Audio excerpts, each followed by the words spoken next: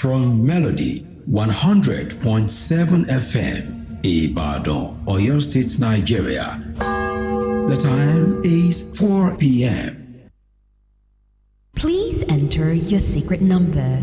Identifying 100.7. Access granted.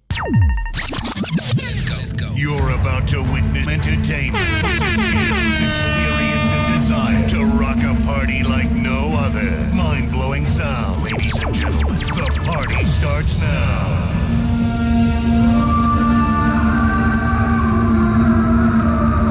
Melody 100.7 FM.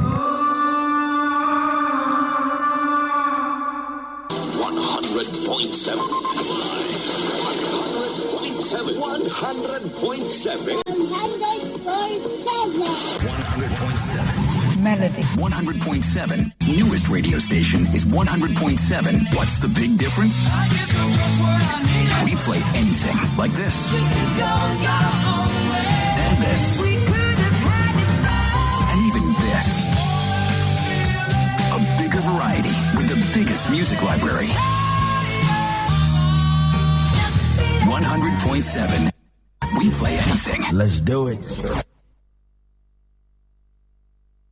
Melody 100.7 FM. Stay cool with Melody.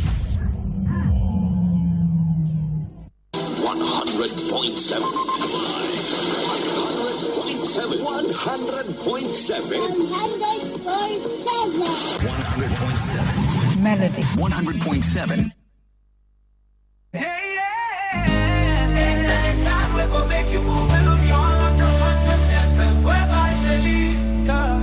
Anywhere we day, na melody they play. From Monday to Sunday, we no go delay. Sweet vibes they bust for the air like Ray. Turn it up loud, no darling today. Yeah, Melody FM, the sound that you like.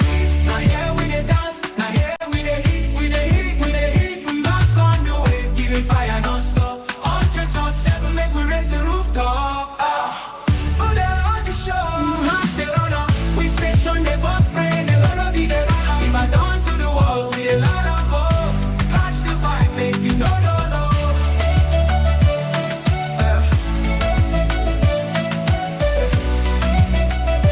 Hey, it's your boy M Block.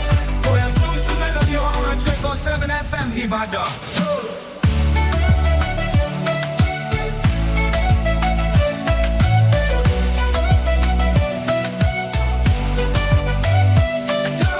Anywhere we there, now melody they play. From Monday to Sunday, we no go delay. Sweet vibes they bust for the air like Ray. Turn it up loud, no darling today. Yeah, Melody FM, the sound legit. Now here we they dance, now here we they hit, we they hit, we they hit. From black on the wave, give it fire non-stop. 100.7, make we raise the rooftop. When they're on the show, they run up. We station, they bust spray, the melody they run up. If I don't to the wall, we the loud and go. Catch the vibe, make you know. Boy, it's your boy M Block. Boy, it's true to Melody 100.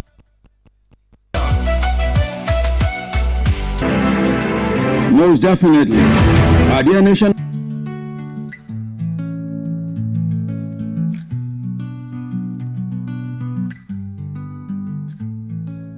Anywhere we day, the melody they play. From Monday to Sunday, we no go delay. Sweet vibes they bust for the air like Ray. Turn it up loud, no darling today.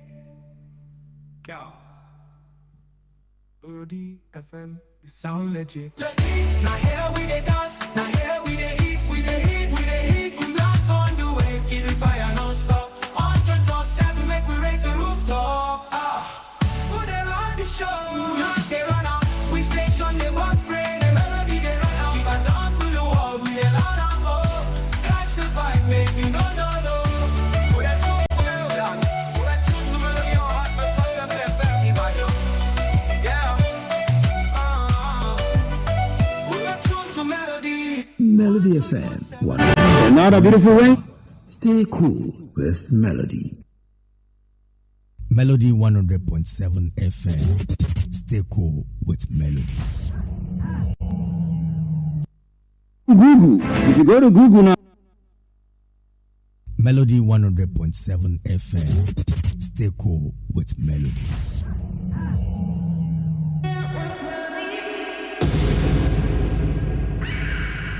Melody 100.7 FM. Ibadan. The focus of the entire international community.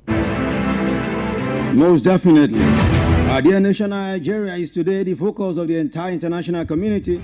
Definitely. That's what we are doing. Here's the focus when it comes to politics. That's what we do every time. Of course, that it is a Melody 100.7 FM Politics on Melody. We're back again this beautiful Wednesday. Yeah, some things seem not to be going wrong, but seems not to be going right. But we'll definitely get over all of these things. Okay, welcome to another exciting episode of Politics on Melody, Melody 100.7 FM in the city of IB. This beautiful evening. It is the 22nd day of the 10th month of the year 2025. My name is Pretty Adegoke. Welcome you live from the city of Ibadan.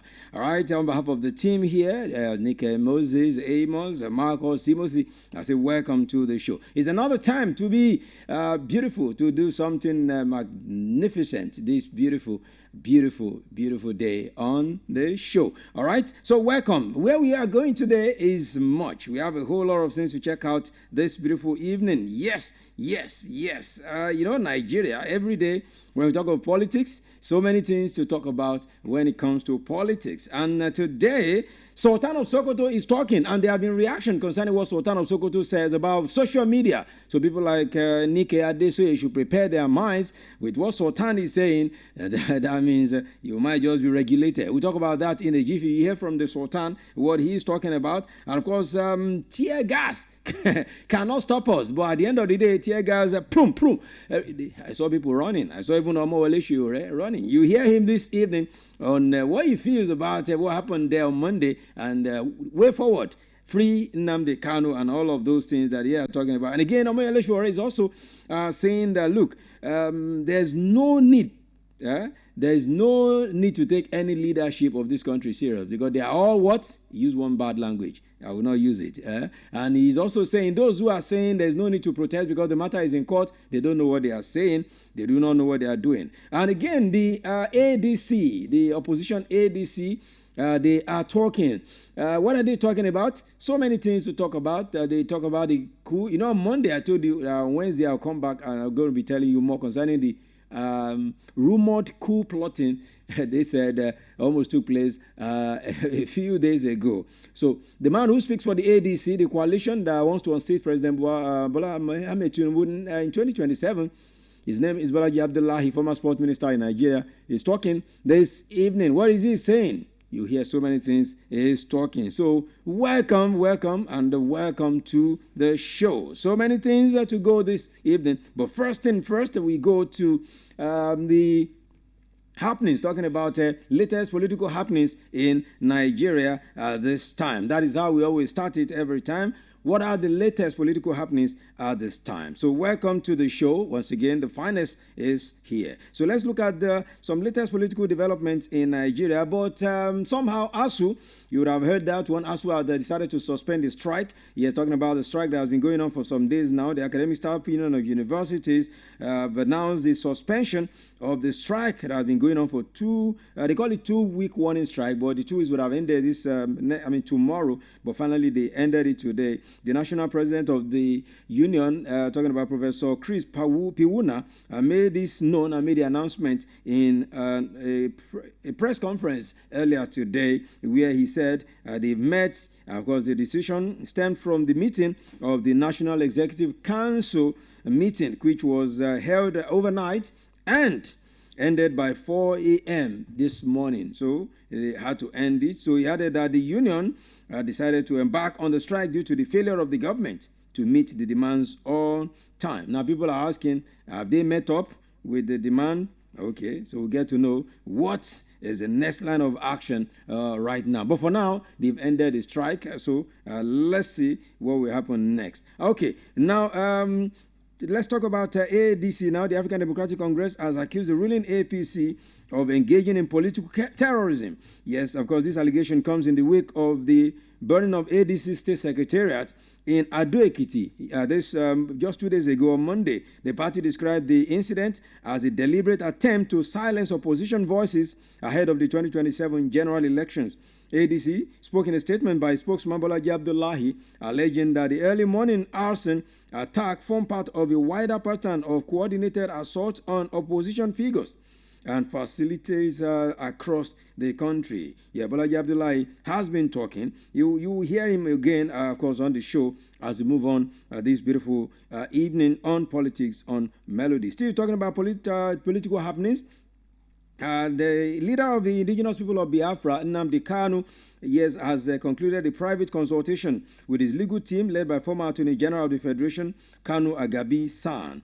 Kanu, who was brought to court by officials of the DSS, met with members of his legal team in a courtroom vacated for him by Justice James Omotosho. The meeting was held in the Court 7, located on the second floor of the Federal High Court headquarters complex in Abuja, the same courtroom where his ongoing terrorism trial is being conducted. Going by the schedule of proceedings in the case issued by Justice James Omotosho on September 16, the meeting as part of the defense team's preparations for the commencement of the defendant's case on Thursday, October 23. Justice Omotosho on October 16 granted Kanu 6 consecutive days, beginning from October 23 to open and close his defense in view of the accelerated hearing earlier granted in the case.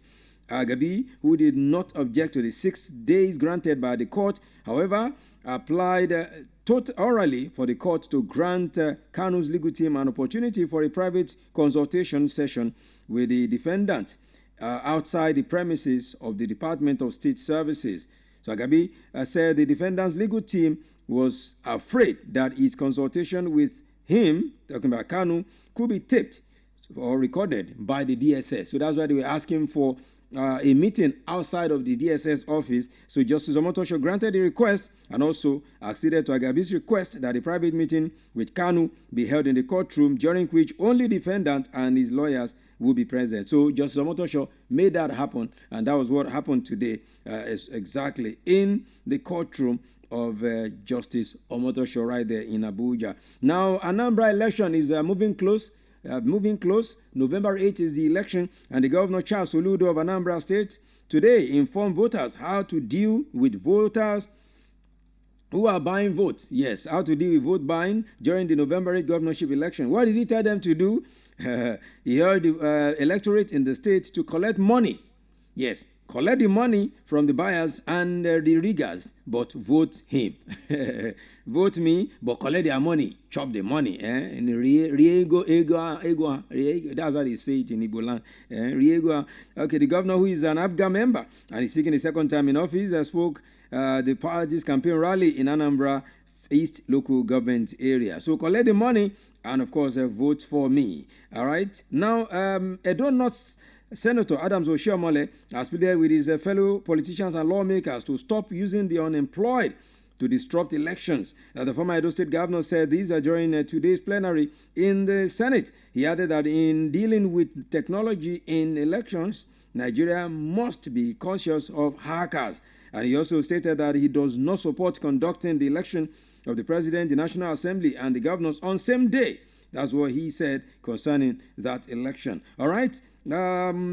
Still taking you through political happenings right about now. This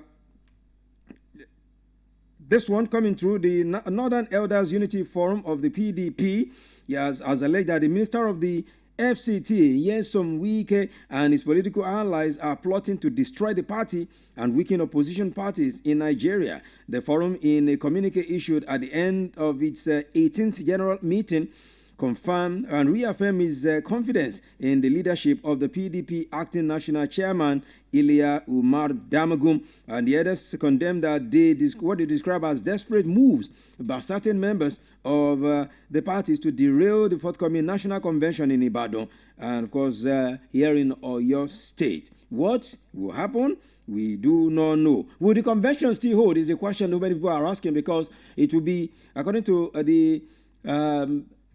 judge yesterday, the matter will be decided on October 31. And October 31 happens to be just 2 weeks before the convention here in Ibadan. Will it happen? Will it not happen? We don't know yet. All right, the Imo State chapter of the African Democratic Congress, ADC, has been thrown into fresh turmoil following the emergence of another parallel leadership, signaling a deepening rift within the party, allegedly taken over by former Governor Emeka Ihedioha. And Ihedioha dumped the PDP in 2023 governorship primary, giving way to the sole emergence of Senator Samuel Anyanwu as the flag bearer of the party during the 2023 poll. He later pitched his tent politically, rebuilt Imo movement with the coalition that formed the new ADC to relaunch his governorship ambition. The move now was said to have unsettled the party's foundation members in the state, with key members describing it as a hijack of the party structure for personal political gain. We'll see where will they lead them, because they have not even formed yet in a very big one, and there's already issue in the party. And now supporters of the presidential candidate of the Labour Party in the 2023 election, Mr. Peter Obi, under the platform of the Obedient Movement in Anambra State, have clarified the recent endorsement of the flag bearer of the Upgrading Ground Alliance in the state, talking about the governor, Professor Chukwuma Soludo. Members of the movement in Anambra State, led by Ikenna Azomche, the Obedient General, recently endorsed Soludo for a second time in office, dumping the candidate of the Labour Party in the forthcoming Anambra governorship election, Dr. George Moghalu. And the endorsement was, however, dismissed by the national coordinator of the Obedient Movement, Dr. Yunusa Tanko. So reacting to the development, Azom Chime insisted that the endorsement of Soludo was not an act of rebellion against the movement, but an admission of Soludo's performance, which he said is similar to the good governance which Peter Obi stands for. Okay, so many things to check out, but we will just leave it this way, because we have so many things to talk about this beautiful evening.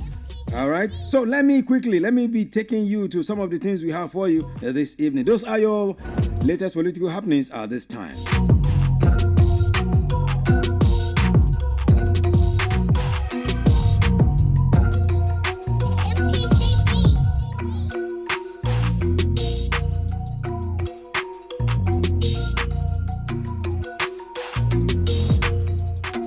Okay, so let's get it pumping now. Let's get it moving. And of course, let's begin to get into it one after the other. On the show this evening, yes, so many things to look at. Let's begin to look at them one after the other. Sultan of Sokoto has spoken. And what did he say? He talked about social media. And he says social media is one thing the Nigerian government should tackle. How should they tackle social media? He says social media is a terrorist organization. That's what Alhaji Sahad Abubakar, Sultan of Sokoto, said. He called social media a terrorist organization. The government should begin to tackle social media because it is a terrorist organization. I know you are Hausa, you are Igbo, you are Yoruba. A criminal is a criminal. Give him his name and deal with him based on that level. When you say all Fulani are criminal, then I am one. I am the leader of Fulani in this part of the world. Unless you say I'm also a criminal or a bandit, a kidnapper. But these are issues that we need to talk about. We don't throw our ethnic backgrounds, no. We are proud of that. Almighty Allah brought us into the world with that. So we have no problem with that. I'm a very, very proud Fulani person. I said everywhere all over the world. Whether it's Washington, whether I've said it. People don't know what Fulani is, please read books. People don't know what Kanuri, read books. Everything is there. And that's why we thank the government for bringing back history. Some of us try to close the history books as though history does not exist. You can't read history. You can't. What happened has happened, and it's there written. You can't come and through social media. But that's one terrorist organization, social media. Social media is a terrorist organization. What they do, when somebody sits in his comfort room and formulate stories, and you will swear that it's true. So, social media is a terrorist organization that we must deal with. Security agencies must deal with this terrorist organization called social media. So we're not happy with what's been happening either on the plateau or other places. There are other video clips of recent that we saw of so-called malams killing innocent children because they are abusers. How on earth can any person claim he's doing it on behalf of Islam? It's not Islam. It's tyranny. It's madness. And such people must be dealt with. The same people, if caught, they should be brought to the public square and caned 100 times for everybody to see there. If they cane those children, they are also caned. We don't support that. What we will do in our local session, we'll discuss about this issue. For traditional leaders, some of us in various places, we engage the ulama and other stakeholders and all the school proprietors. What do we need to do so that such nonsense cannot continue to go?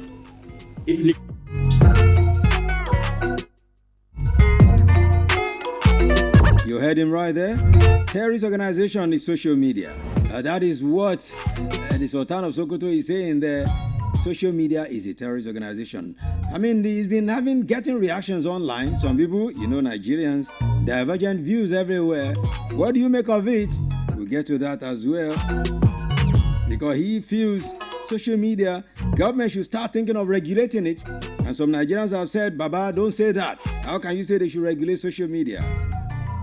And he's saying, because someone has some megabyte of data,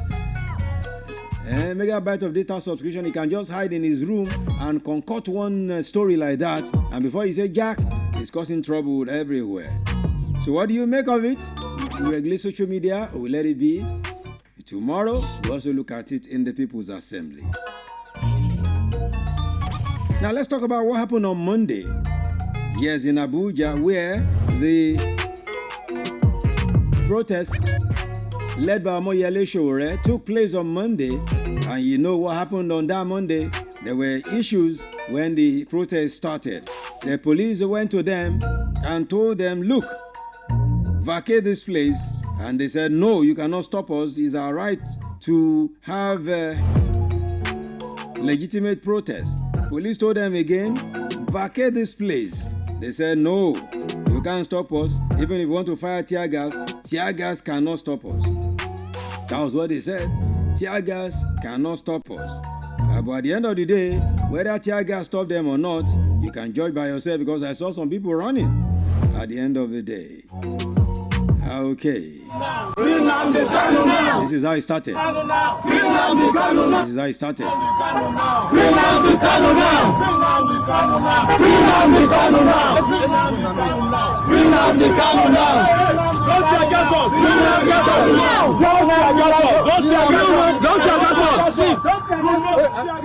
Do not gas us. You are right to protest.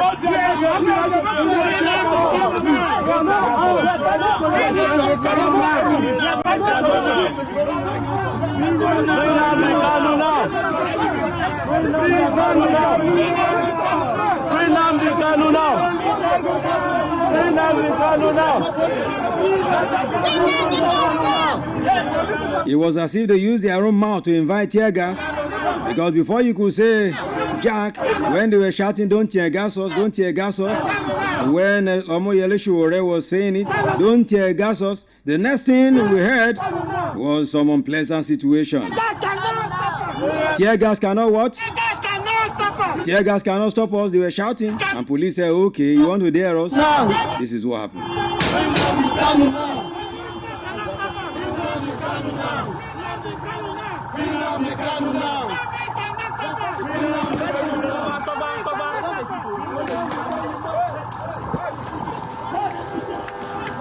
Let's go to Vega.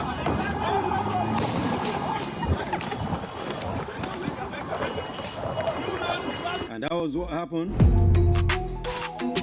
Everybody started running, including the man that started it all. The man that was shouting, tear gas cannot stop us. Free Nnamdi Kanu now. Omoyele Sowore also took to his heels, and the man could even run more than Usain Bolt. And that was what we saw. Okay. So immediately after that happened, Omoyele Sowore has been speaking. What has he been saying? He's been saying so many other things. And he said, those telling him that he should stop all of these shenanigans, that he should know better, that a matter that is already in court is only the court that can provide stories. That can provide solutions to the matter, not even a protest of this magnitude. They said the matter is in court. He should allow the process to be determined in court instead of having a protest and doing what is not supposed to be done. Anomaly Showore said those saying that don't actually know what they are saying. This is what he said. We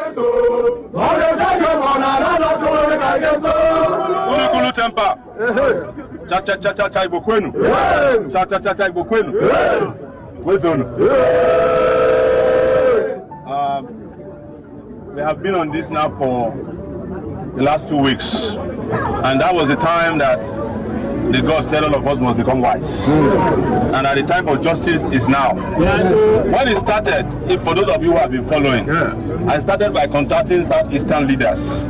I called them one by one. Some of them I have their phone numbers. Say it's time for us to bring Nnamdi Kanu. It is the time to bring Nnamdi Kanu home from unjust detention.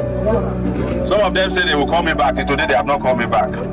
But when the time for anything is ripe, you don't need a big man. The big man is about to be reduced to nobody now. Because the real big man and the biggest fish is the person we are trying to bring home, which is Nnamdi Kanu. And some of you must have been told, there's a lot of stories. They are funding bloggers looking for votes. I have said it to people, if I'm looking for votes, I will go and look for money and get to INEC. They will give me election votes. I will win up. The person will be president now, come campaign to you. Be president. Some will say, it's Yoruba, he's trying to lead this thing. I am not Onye Yoruba, I'm Onye Justice. And as an Onye Justice, the people I hate most in my life are the people Igbos call Onye Zuzu. Yes. All these charlatans, when they give opinion now, say, Nnamdi Kanu must go through the court system. Let him be tried first. And we cannot talk about the case that is in court. Ask the Onye Zuzus. When they were charged for corruption, did they wait for the court to resolve their problem? I don't want to mention their name. You know them. Ask the Onye Zuzus. What is Nnamdi Kanu's offense? They cannot tell you. I am not a lawyer, but I move around with lawyers a lot. And because I'm a repeat offender, I offend them every week. So they charge me every week. Something we know as a principle of law is that the person that has been tried, not found guilty, discharged and acquitted cannot be tried again. That principle is known as double jeopardy. The Court of Appeal in this country made a declaration that because kidnappers were the ones who brought Nnamdi Kanu back to Nigeria from Kenya, you cannot try him for the offense they claim to have committed. They now went to the Supreme Court. The Supreme Court made another declaration that Nnamdi Kanu did not jump bail. That it was Nigerian army that went to try to kill him, and he has a right to run away because of the criminals who tried to kill him. So you heard it right there. The reason they decided to protest, he has given every explanation to it. For those who've been asking why the matter that is in court, you're protesting like this on this issue. So he has explained that to us now. Now you've heard him.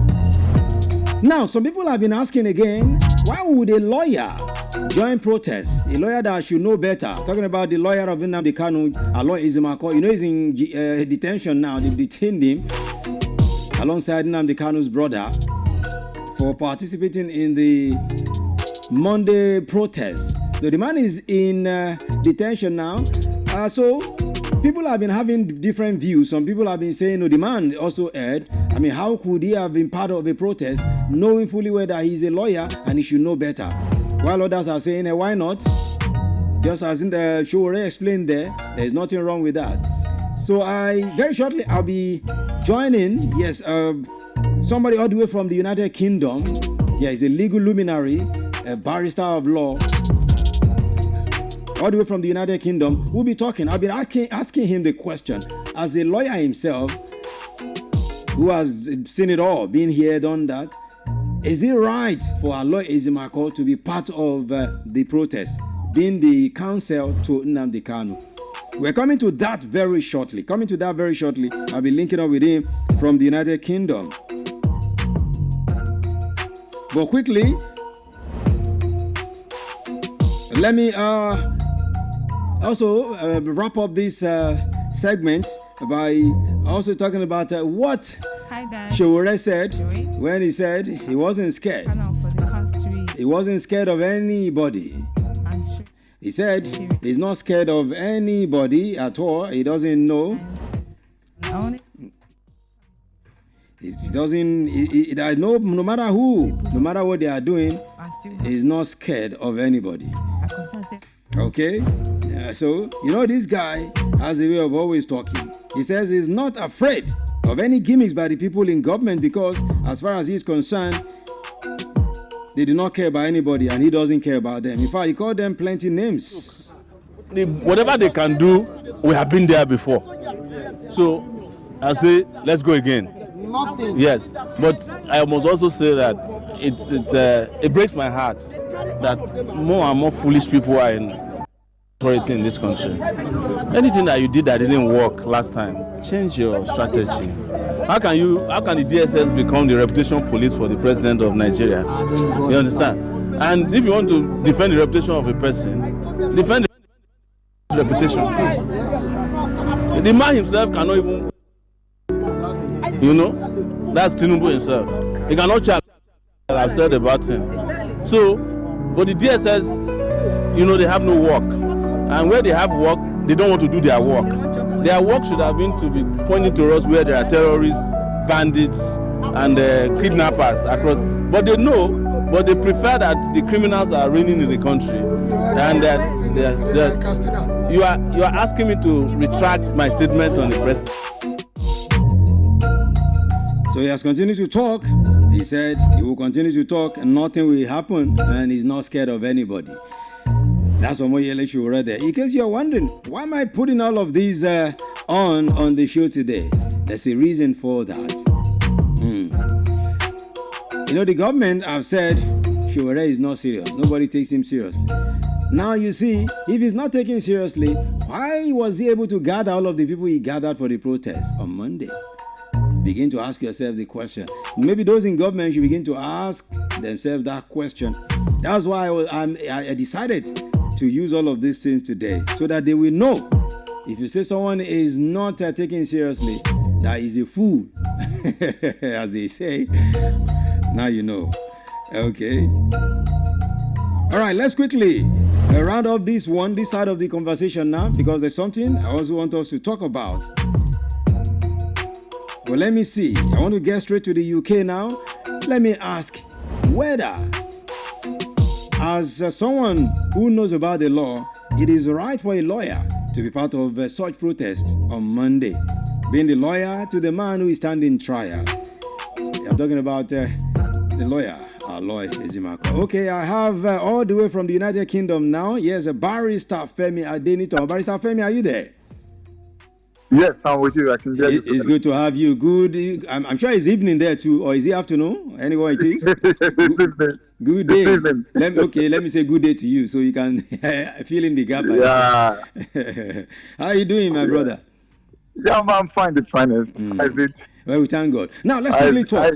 As a barrister of law, the matter has been going on in Nigeria. Why Aloy Ejimakor, who is the legal representative of Nnamdi Kanu, that why will he be part of the protest Omoyele Sowore organized on Monday? That he should understand better as a lawyer and counsel to the man who is standing trial that he did the wrong thing, and that's why they picked him up. And the man is in detention right now. They want to hear his case. So, as a lawyer now, I want to ask, did he err in law? Okay, so a couple of things. First of all, we need to understand that every individual, every citizen of Nigeria, by virtue of the extant law, which is the ground law, 1999 Constitution, as amended, provides for the right of the citizens to for freedom of speech and peaceful assembly. So that particular provision of the Constitution, as you can find in Section 39 and Section 40 of 1999 Constitution, as amended, do make exclusive provision for the right as guaranteed for citizens. However, in the case of the barrister, of course, we understand that he's an interested party in the case, right? We understand that he's the legal counsel representing Mazin Nnamdi Kanu, who is also standing trial, based on the issues around in the court. And also, we need to also understand that during that time, Omoyele Sowore, who is the conveyor of this particular October 20 protest, did rightly mobilize Nigerians that they should go in showing solidarity. But remember that when the case is pending in court, perhaps you have to allow the court to conclude these proceedings and to conclude the application that is in the court, right? So they are on two. You can look at it from two dimensions, right? So you can look at it from the angle of the fact that the lawyer do have the right to really express himself, but when a case particularly is in court, perhaps you need to allow the court to follow through its proceedings and make a decision on that matter. Okay. So not to preempt the court, right? So when matters are the court, the matters are perhaps regarded as sub judice, right? So you have to expect that the court, so that you don't have undue interference in the proceedings of the court. Again, you remember that the first PRO had informed the public that on Friday, which is Friday being a few days to the protest, 3 days. That was the last day of the week. Yes. They had gone to procure an ex parte application, which means that the parties were not involved, that Sowore, the Sahara reporters, and even they didn't place them on notice, right? So, and so 4 areas were restricted by the court order that or ex parte that the protesters should desist from those areas. Now, so what does this amount to? Now there's a provision of the Constitution that guarantees the freedom of speech, expression, assembly, and all of that, right? Definitely. But at the same time, we also have a conflicting order, like an order that tried to check on that particular right of the citizens. So in the case of that, right, of course, I would say that you have to align yourself with the provision of the Constitution, one. But if you are in doing that, you also have to realize that the Constitution itself cannot enforce itself, whereas you need to have the court. Okay. The court also administration, right? So it is in two ways you can look at it. Perhaps you will say that since the judge has made the pronouncement, then that stands, right? But the issue again to look at is that did the protesters actually go to those 4 places that the order was sought to prevent, one of which not to go to the Ato Villa, not to go to National Assembly, not to go to those 4 areas that was marked in the order. Again, the protesters will argue that they did not go there. That is one. Number 2, they never went to those areas as stated in the order. That is one. And number 2 issue there was that they were not even duly informed about the order. A copy of the order they were not served. They said they were not served. They claimed they were not served. Yeah. They were not informed. They were not served. They were not served. Although there's an argument on the fact that the police have said that they made a public appearance to inform the protesters ahead that there was an existing court order. Again, this is where we talk about issues around the dynamics of the law, right? So it is quite unfortunate that this kind of situation is actually happening, and we have a lawyer now a lawyer that should be the lead counsel. Remember, the case of Kanu is coming up on the 23rd, which is tomorrow. It is coming in a court, and there will be a decision on that, right? So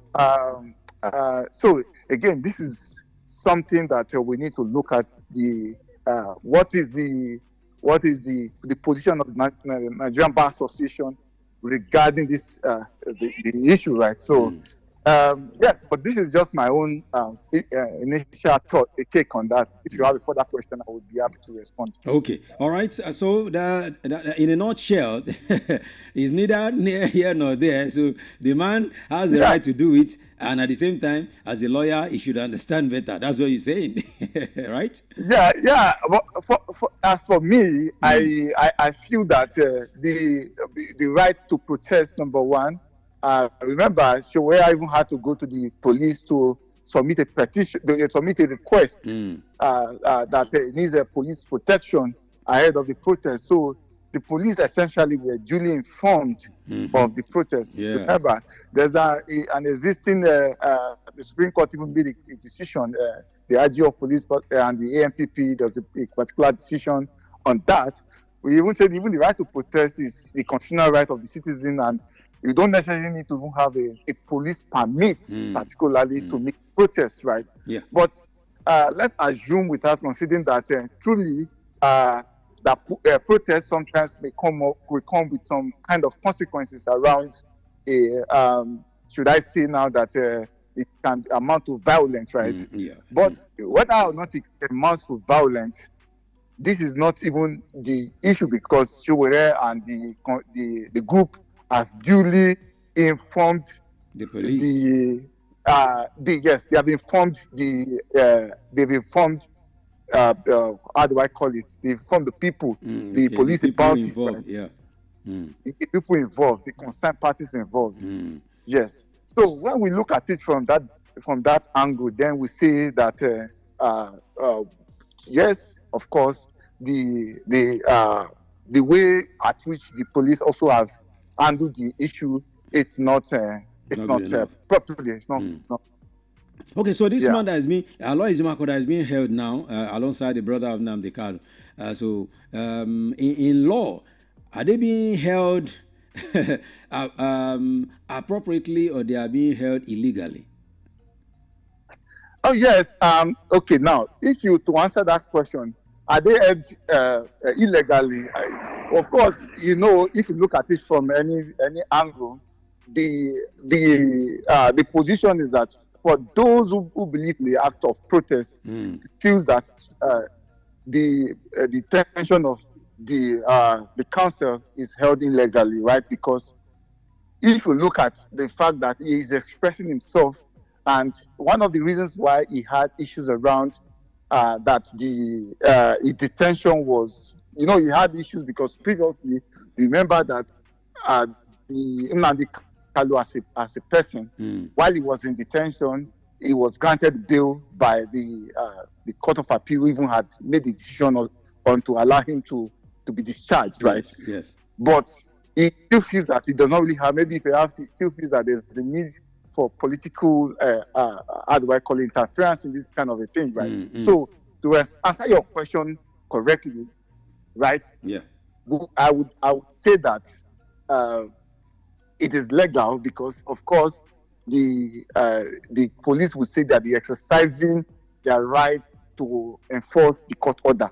Okay. Right.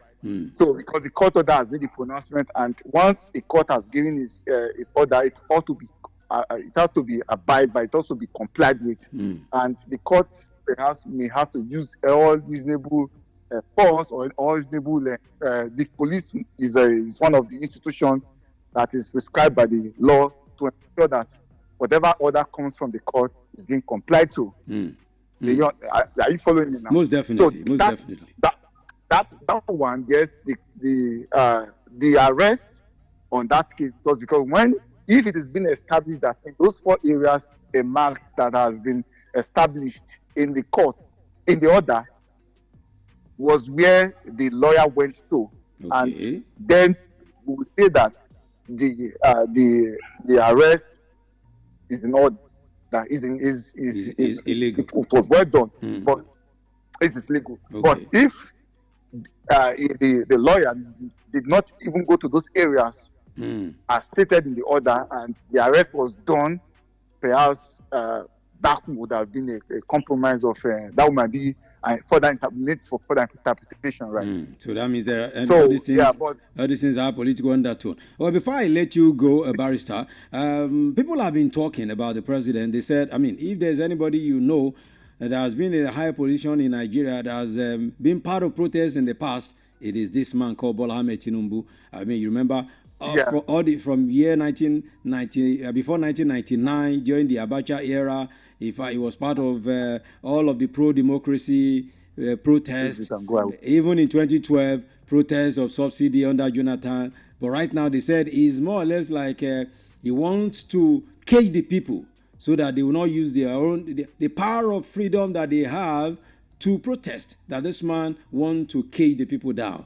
I mean, what do you make of this before I let you go this evening?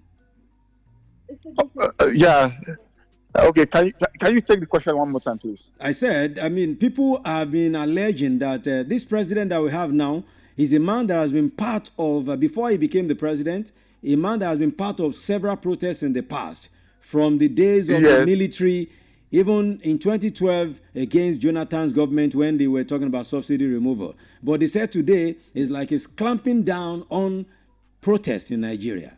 What do you make of this? Yeah, so this is again, you can say the hypocrisy of the ruling party, right? So when you expect that, because you expect things to get better, you expect that democracy, the principles of democracy, one of which is freedom, free election, one of which is peaceful assembly, all these things that's enshrined in democratic practice, you expect that would be strengthened, would be consolidated. But when in this kind of situation, the case of the current regime, and you expect that kind of practice to be deepened, whereas you see that it's falling apart. So during the Occupy Nigeria, during the increment of the first subsidy when Tinubu and Buhari, they all took part, even during the Tunde Bakari, all took part. They did this very actively and with the intention to have a change, right? And the government of Jonathan then did listen, right? But sadly, we are seeing a different situation now coming to play now. We've seen that the voices of the minority, even the majority sometimes have been subdued. Remember again, during the end of 2020 October, that protest of this month, kind of also coincide with the NSAS protest, right? Exactly, 5 years. All those statements, all these demands being made by the NSAS was not even taken into consideration. But now, the president, who also took part in previous protests, is now silencing or is turning a deaf ear to some of the demands made by genuine citizens who are interested in change, in justice, right? Wow. So in case of Nnamdi Kanu, my concern is not, my own position is not whether or not what Nnamdi Kanu did is right. I'm not even deciding on that. We're not even looking at that particular case itself because, it's currently in court and the court will make a decision on that. Well, I'm being aware now that Nnamdi Kanu has also opened the case, and I don't know if you've been following up with the story. Most definitely, I just finished talking about it. Yes. So the position as to what this current administration is doing regarding in terms of protest, it might just be that there is a way of silencing voices, right? Remember, we have a whole lot of problems in the country, in Nigeria, and what we expect is that there will be some certain level of, should I say, accountability, transparency, and genuine effort towards making a change in the process. But when government is not listening, because one of the ways to make the man or to channel your chances or to understand that certain things are not done appropriately is vote one through protests and through referendum.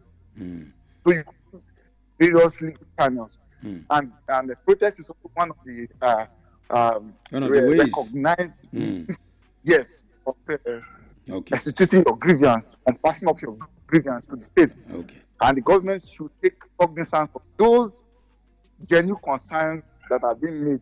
So it is not every time when you make protests you are actually against the government. Remember, one of the concerns of the protesters is that the government has also pardoned so many other people, convicted criminals who were not supposed to be pardoned. Yeah. And they've pardoned. And that level of grace should be extended to this Nnamdi Kanu, which is a subject of conversation now. We'll definitely we'll definitely have have enough time to talk more on some of these other things. Yes. Right.